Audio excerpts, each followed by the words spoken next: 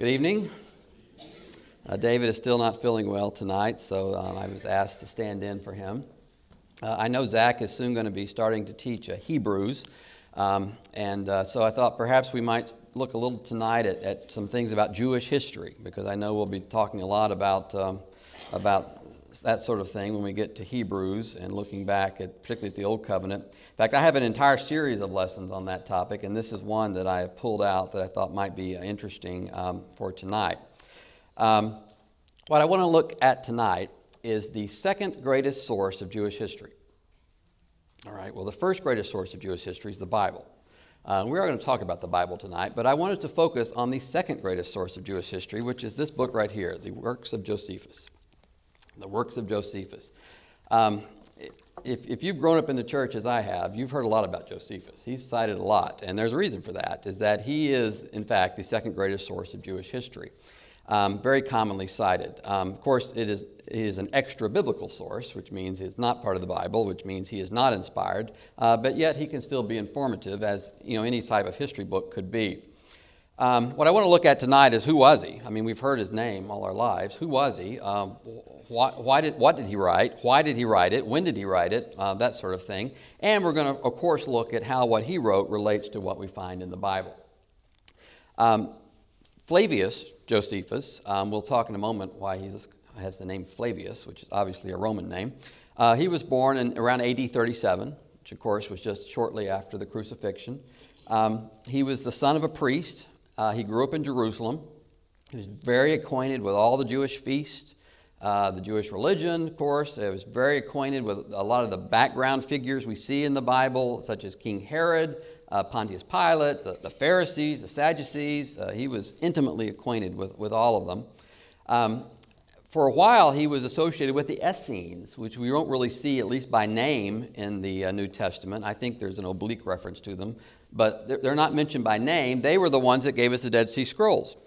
And Josephus was briefly associated with them when he was around 19. When he was 26, though, he traveled to Rome. Why? He traveled to Rome to plead for the release of some priests who had been arrested and were being tried by Nero. But he went to Rome. What we're going to find about Josephus is that he knows a lot about the Jews, of course, but he also knows a lot about Rome. This was his first trip to Rome. He makes other trips. When he returned to Jerusalem, he was very impressed with Rome, with Roman might and power. And Josephus was very much opposed to any revolt by the Jews. He tried to restrain the various rebellions that were forming. Eventually, he joined one of them, though, and he commanded a small force in Galilee, and he was captured and he was imprisoned. But during his imprisonment, he gained the favor of Vespasian. Vespasian was the Roman emperor ruling at the time Jerusalem was destroyed in AD 70. Vespasian was the father of Titus and Domitian. You may recall Domitian. We talked a lot about him in our class on Daniel. Anyway, Vespasian became emperor. Josephus was freed from prison, and he returned to Jerusalem, and he worked for Vespasian's son, Titus, who later became emperor himself. So here we have someone, Josephus, who was born into a family of priests, intimately familiar with all the Jewish history, the Jewish customs, the Jewish feasts, all the Jewish groups, and he is a confidant to Roman emperors. So a very interesting person right there in his own personal history. Very interesting.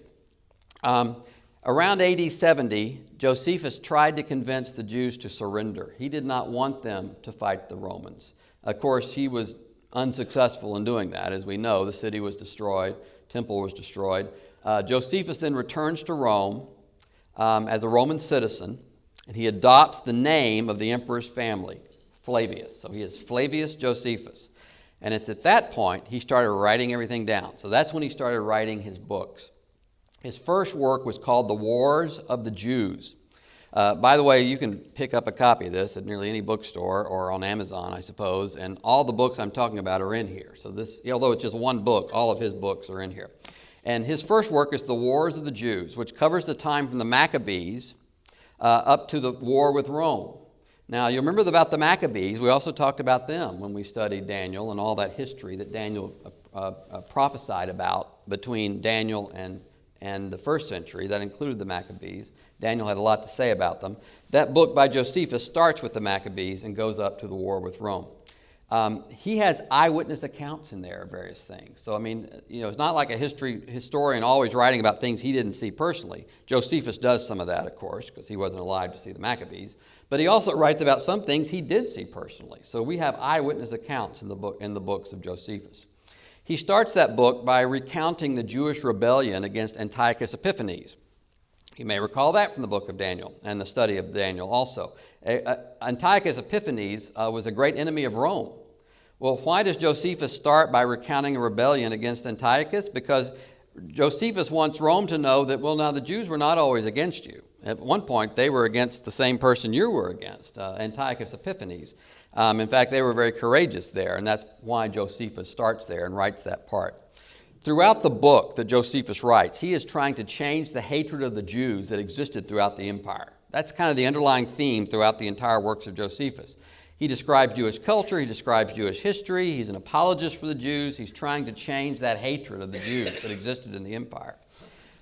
He complains that most of the histories of the time in Rome were very anti-Jewish, which is certainly the case. And about those works, I like what Josephus wrote. He said, "They desire to represent the Romans as a great nation, and yet they continually depreciate and disparage the action of the Jews.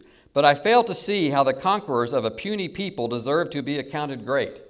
In other words, if you're trumpeting how you conquered us, then you shouldn't at the same time be saying we're a puny people, because that kind of contradicts each other. So Josephus was trying to build the Jews back up.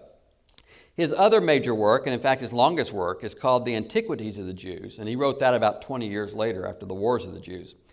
That Antiquities of the Jews presents a history of the Jews, starting from the very earliest times. Well, what was the purpose of that book? The purpose of that book was to convince the Greeks that the Jews had a greater history than they did. I'm not sure the Greeks were convinced, but they should have been, right? So that was the purpose of that book. Now, an appendix to the Antiquities was called The Life of Flavius Josephus, which may have been the first autobiography that we know about. I mean, very early anyway. In that work, he defended himself and his war record against an unflattering portrayal that had kind of gotten out in the press. So he was kind of defending his own background there. And his fourth and final work that we have is called Against Appian, which is a defense of the Jewish faith against an Egyptian named Appian. Why should any of this matter to us? Well, the reason it matters to us is that the books of Josephus are a goldmine of information about New Testament times.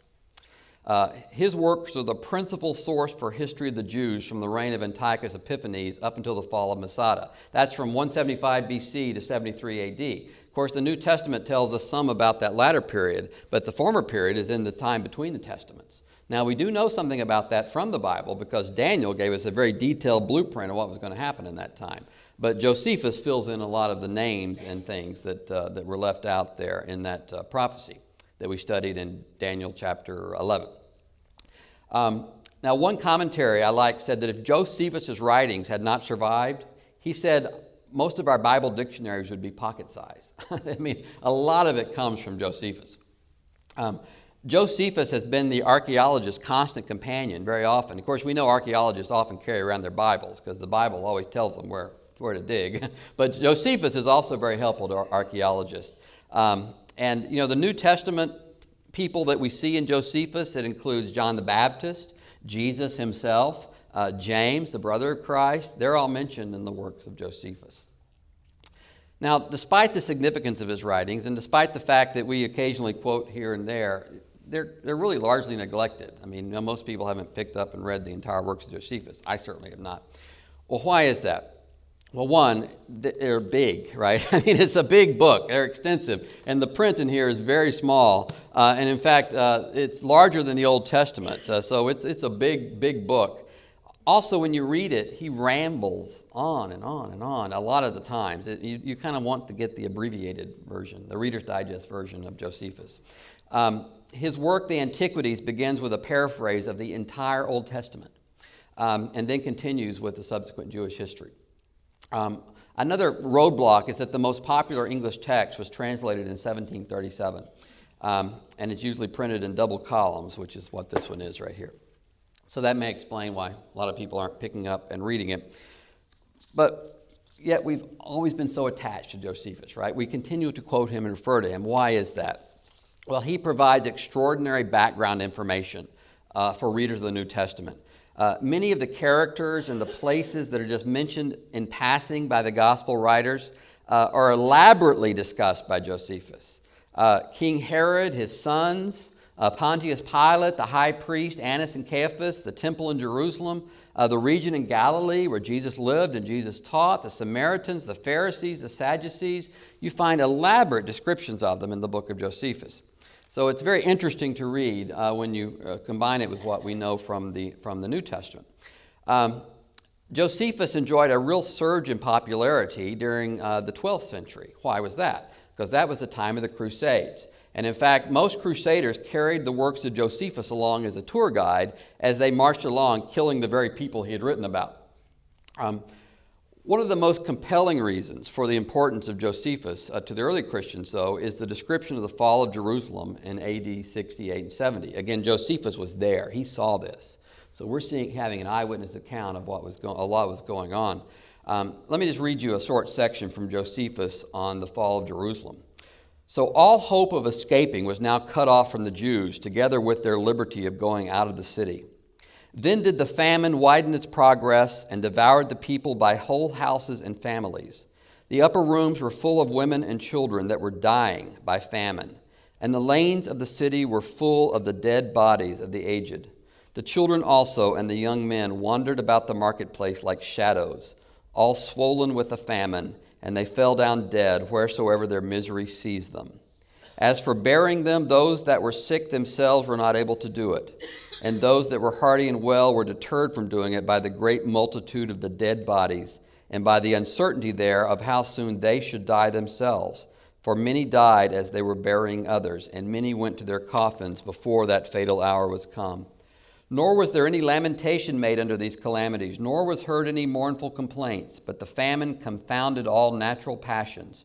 For those who were just going to die looked upon those that were gone to their rest before them with dry eyes and open mouths.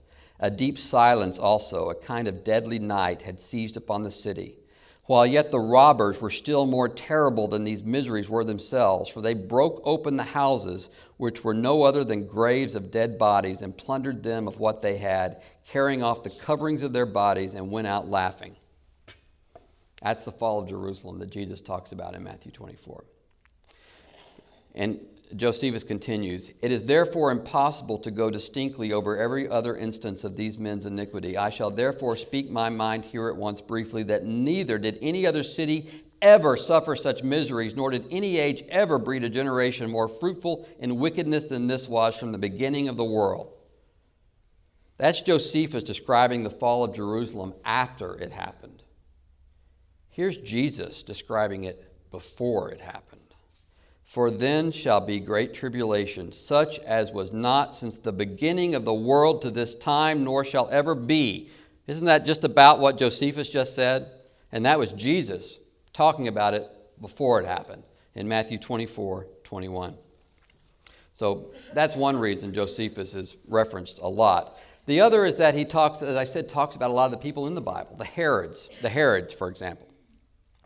Of the various political figures in the Gospel and in Acts, Herod the Great and his descendants are the most prominent. 4 generations of Herods are mentioned in the New Testament. King Herod the Great ruled all of Palestine at the time of Jesus' birth. After Herod the Great died in 4 BC, his kingdom was divided by Augustus and given to 3 of his sons. None were granted the official title of king, though, as their father had had. Archelaus became the ethnarch, or the national ruler, and was given Judea, Samaria, and the coast. He was hated by everybody. He was hopelessly incompetent. He was removed by Rome in AD 6.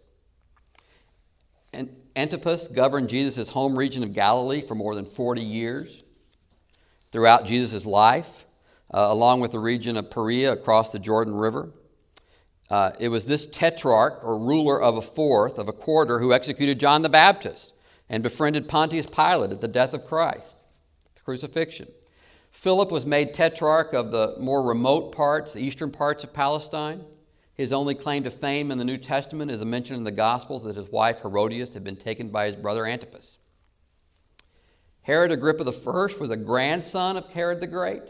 He ruled over Herod the Great's entire former empire for 4 years, from 41 to 44, AD 41-44. He executed James. He imprisoned Peter.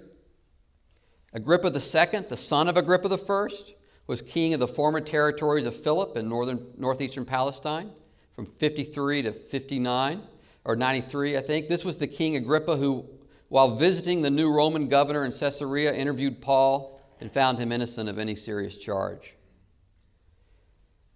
The importance of Josephus can be seen in that brief sketch, because we could not have said much of that without Josephus' help. Certainly we could have filled in the parts where I mentioned what they'd done in the New Testament. But as far as the dates and what they were doing and how they were ruling and how they got there and how they were related, that comes from Josephus. Much of that does. Let's look a little more detail about what Josephus has to say about some of those rulers. Herod the Great. In the struggle for the Roman Empire between Octavius and Antony, Herod supported Antony and his famous mistress, Cleopatra.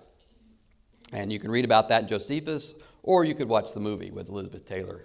But either way, in Josephus, we discover that Herod plotted to kill Cleopatra, and that Cleopatra plotted to kill Herod. They were both plotting to kill each other. The Antiquities of the Jews tells us all about it, how Herod was plotting to kill him. His friends talked him out of it. They said, look, Antony would never bear it, he said. So Herod decides not to kill Cleopatra. So in return, Cleopatra tries to kill Herod by persuading Antony to send him against the Arabs and have her general set a trap for him there.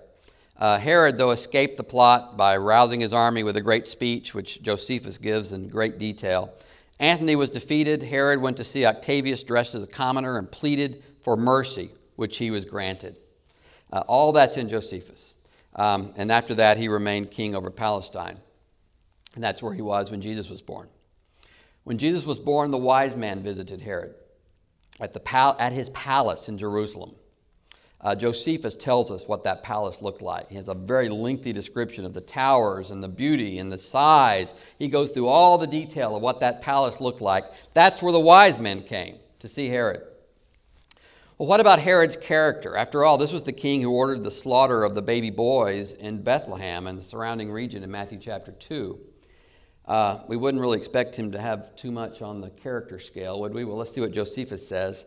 Josephus says that whenever Herod left town, he left instructions that his wife was to be killed if anything happened to him. Earlier, he had killed his wife's brother and father, and eventually he put her to death along with 2 of their own sons. Later, Herod killed another son and said at that time that no one who thirsts for my blood will escape, not even if judgment finds all of my children guilty. At which point Augustus, the Roman emperor, said that he would rather be Herod's swine than Herod's son. Before he died, Herod assembled the leading men from all over Judea and ordered that they all be killed as soon as he was dead. In that way, he knew they would mourn after he died. Someone would, anyway. That order was never carried out, though, because Herod's sister had the men released after Herod's death. You know, some people wonder why Josephus does not mention Herod's murder of the children in Bethlehem, which he does not mention that. Of all the things that Herod did, I mean, it is so sad to say. If I described that to you, you would think, well, that must be the worst thing he ever did. As horrible as that was, it was just an average day for King Herod, sadly. Also, Bethlehem was a very small town. It probably didn't attract a whole lot of attention to King Herod. He probably didn't care much. Josephus didn't care much. What is clear from Josephus is that Herod was willing to do anything to maintain his rule. And if Herod was willing to kill his own children to maintain his rule, do you think he would pause 1 second in killing someone else's child to maintain his rule? That's clear in Josephus. Pilate is mentioned in Josephus. When Archelaus was sent to exile, his territory was placed under Roman rule. It was annexed to the Roman province of Syria. Of the 14 governors who ruled Judea prior to the outbreak of the revolt, AD 66, only 3 are mentioned in the New Testament: Pilate, Felix, and Festus. We're going to look briefly at what Josephus has to say about Pilate, who ruled from 26 to 36. First, we have 2 episodes that give us a glimpse of how Pilate was cruel. also. When Pilate first arrived in Judea, he arranged to have the standard of the Emperor Tiberius, which had these sculpted images all over it, brought into Jerusalem at night. Well, of course, when the Jews saw this, they immediately saw it as a violation of the Second Commandment, and they responded accordingly. Here's how Josephus describes it in the War of the Jews. Now Pilate, who was sent as procurator into Judea by Tiberius, sent by night those images of Caesar that are called ensigns into Jerusalem. This excited a very great tumult among the Jews when it was day. For those that were near them were astonished at the sight of them, as indications that their laws were trodden underfoot. For those laws do not permit any sort of image to be brought into the city. Nay, besides the indignation which the citizens themselves had at the procedure, a vast number of people came running out of the country. These came zealously to Pilate, to Caesarea, and besought him to carry those images out of Jerusalem and to preserve their ancient laws inviolable. But upon Pilate's denial of their request, they fell down prostrate upon the ground and continued immovable in that posture for 5 days and 5 nights. On the next day, after that period, Pilate sat in his tribunal in the open market, likely where he was sitting when we get to the events of the crucifixion, same spot, and called to him the multitude, and wanted them to give him an answer. And then he was going to give a signal to his soldiers that they should encompass them, draw their weapons, and kill the Jews right there. So the band of soldiers stood around the Jews in 3 ranks to threaten to kill them, hoping that would make them, relent. So what did the Jews do? They all stood there and they bared their necks to the sword. Said, fine, just kill us. Just kill us. Well, Pilate backed down, and the ensigns, the images were taken out of the city. That's when he arrived. I mean, how's that for a first day on the job, right? I mean, that's how he got started there in Jerusalem. There's a second instance in Josephus where Pilate was not so agreeable in the end, and let me read you that part. After this, he raised another disturbance, that's Pilate, by expending that sacred treasure which is called Corban upon aqueducts, whereby he brought water from the distance of 400 furlongs. At this the multitude had great indignation, and when Pilate was come to Jerusalem, they came about his tribunal and made a clamor at it. Now when he was apprised aforehand of this disturbance, he mixed his own soldiers in their army with the multitude, ordered them to conceal themselves as private men, not indeed to use their swords, but with their staves to beat those that made the clamor. He then gave the signal for them to do so. The Jews were so badly beaten that many of them perished because of the beating. That may have been the instance of the Galilean Jews whose Pilate mingled with their sacrifices in Luke 13:1 and 2. That's a possibility because these events usually occurred during festivals when sacrifices would have been given. So that may very well have been what we see in Luke chapter 13. This murder by Pilate of some of Herod's subjects may have also caused the enmity between Pilate and Herod that we read about in the gospel accounts. Pilate is also mentioned in the Antiquity of the Jews, where we find a very famous passage in which Josephus wrote about Jesus. Here's what he said. This is from Josephus. Now there was about this time Jesus, a wise man, if it be lawful to call him a man, for he was a doer of wonderful works, a teacher of such men as received the truth with pleasure. He drew over to him both many of the Jews and many of the Gentiles. He was the Christ. And when Pilate, at the suggestion of the principal men amongst us, had condemned him to the cross, those that loved him at the first did not forsake him. For he appeared to them alive again the 3rd day, as the divine prophets had foretold these and 10,000 other wonderful things concerning him. And the tribe of Christians, so named from him, are not extinct to this day. That's from Josephus. That passage is called the Testimonium Flavianum, the testimony of Flavius Josephus. It's been the topic of a lot of controversy, as you can imagine. I think most accept it as basically authentic. Some argue that maybe there's been some external influence on the text here and there. I think it's the real deal, is what I think. I think that's Josephus telling us what was going on at the time. And no one living there at that time could have been unaware of Christ and what was happening in Jerusalem. Of course, that happened before Josephus was born, but he came along just a few years after the crucifixion, so he certainly would have heard about that. Pilate was removed from office the year before Josephus was born, in fact, and Josephus, again, undoubtedly grew up hearing all of these stories and tales and things. Josephus also mentions John the Baptist. He does that in the Antiquities of the Jews. Here's what he says. Now some of the Jews thought that the destruction of Herod's army came from God, and that very justly as a punishment of what he did against John, that was called the Baptist. For Herod slew him, who was a good man, and commanded the Jews to exercise virtue, both as to righteousness toward one another, and piety toward God, and to come to baptism. For that the washing would be acceptable to him, if they made use of it, not in order to the putting away of sins, of some sins, but for the purification of the body. We'll talk more about that in just a moment. Supposing still that the soul was thoroughly purified beforehand by righteousness. Now when others came in, crowds about him, for they were greatly moved by hearing his words, Herod, who feared lest the great influence John had over the people might put it into his power and inclination to raise a rebellion, thought it best by putting him to death to prevent any mischief he might cause and not bring himself into difficulties by sparing a man who might make him repent of it when it would be too late. Accordingly, he was sent a prisoner out of Herod's suspicious temper to Marcus the castle, and was put there to death. Now the Jews had an opinion that the destruction of this army was sent as a punishment upon Herod, a mark of God's displeasure against him. Josephus' accounts adds two details to the Gospel's accounts of John the Baptist's death. First, Josephus tells us that in addition to fearing John's moral message, Antipas feared John's political motivations as well, perhaps regarding his preaching of a coming kingdom. Also, Josephus tells us where John was put to death. Now, that part where I said we're going to come back to, you'll notice that Josephus' description there says that John's baptism was not for remission of sins, but was intended to cleanse the body after forgiveness had already been obtained. Well, I mean, I don't have to tell you, the Calvinists leap on that like you wouldn't believe. And so let me say a couple of things about it. First, it's possible to translate that passage differently.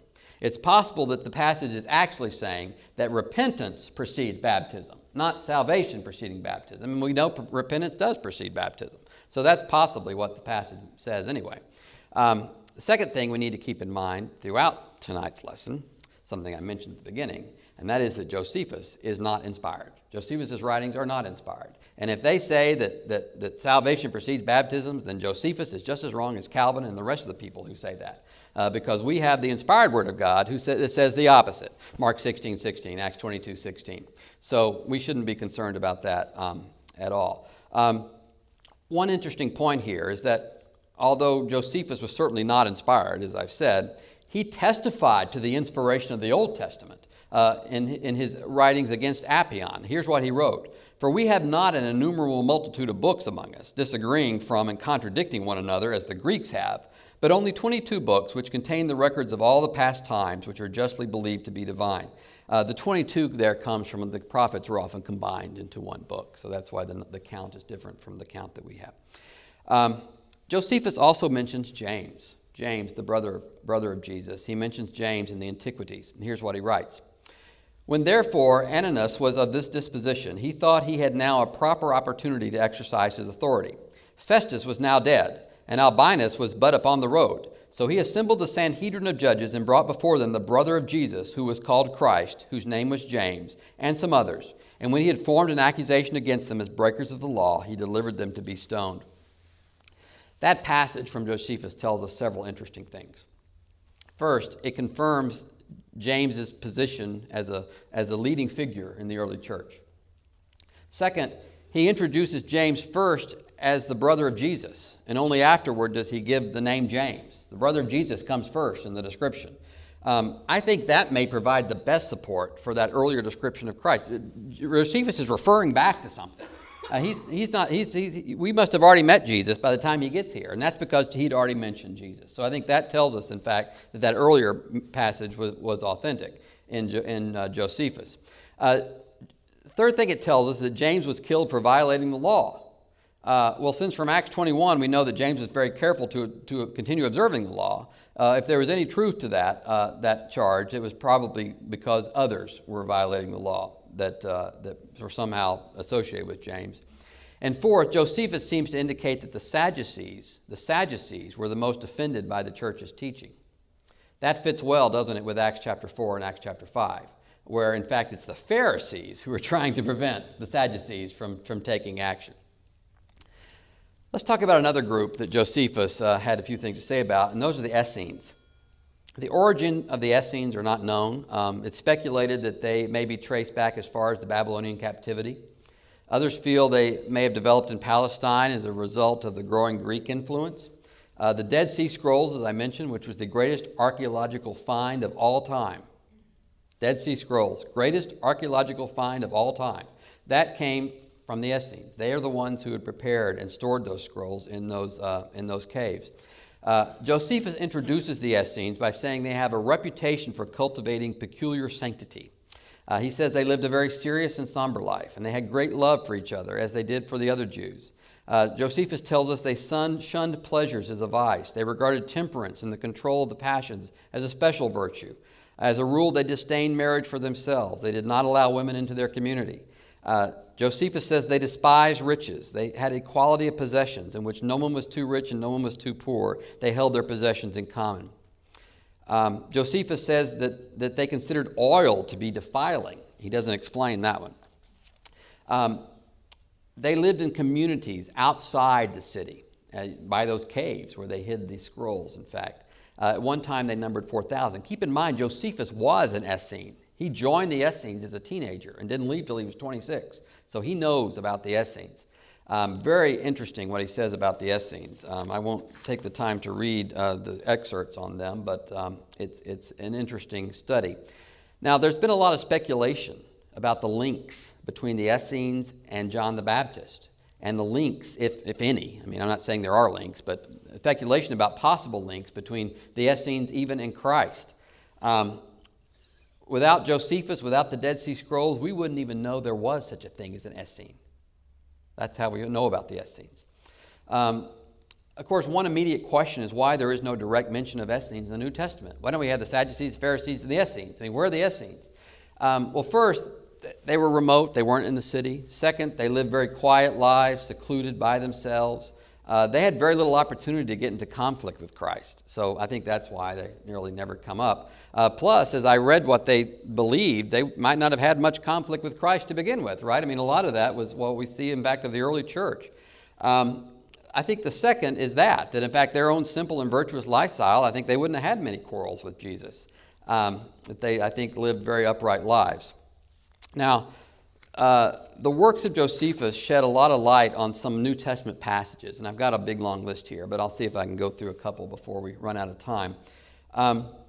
Of the Galileans, where Jesus, of course, began his ministry, Josephus writes that they were always fond of innovations, and they were by nature disposed to change, and they delighted in seditions. I mean, that's a pretty good group if you're going to start a revolution, right? And that's where this started, in Galilee. Of the land itself, Josephus says it was rich in soil and pasturage, produced all sorts of trees, very productive, agriculture. Everywhere it was tilled, it was never idle, always productive. Of course, what do we see throughout the parables? We see all that farming and all that agriculture and all those things in the parables. Many passages deal with fishermen on the Sea of Galilee. Josephus tells us there were 9 populous cities on the shore of Galilee, only one of which, Tiberias, remains today. Josephus said that in his day there were 300 plus boats sailing around on that lake. Josephus tells us about the zealots, which of course tell us something about Simon the Zealot. Josephus tells us about the Sabbath and the importance of the Sabbath. And in fact, that's how Pompey was able to take Jerusalem. He would attack on the Sabbath, and the Jews would not take any effort to defend themselves because it was the Sabbath. And he took the city because of that. And we read about that in Josephus.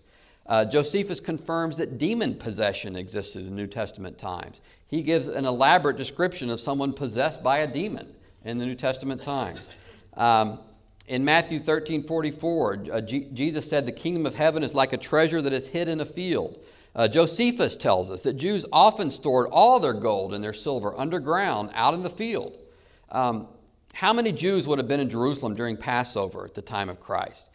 Josephus tells us. He says there could have been as many as 2.75 million people in Jerusalem at that time. Huge, huge numbers of people. In Mark 12, Jesus accused the experts in the law of devouring widows' houses. Josephus tells us that some rabbis had convinced certain people, especially widows, that there was no greater honor than supporting a rabbi in comfort, and that doing that would guarantee blessings in the age to come. That sounds like a tele-rabbi, right? Instead of a tele-evangelist. There's a lot in Josephus, and I would encourage you to take a look at that. And when you're studying your Bible and you're using those Bible dictionaries, as you should, a lot of that information that's not in the Bible is coming from Josephus. So it's very much a worthwhile study. I have another class, which I may get to do some point, on the Dead Sea Scrolls, which are fascinating, and that's a good lead-in from here. So anyway, one of these days we may get to look at those. I hope you found this interesting. I love studying stuff like this, and I hope you do as well. Let's end with a closing prayer.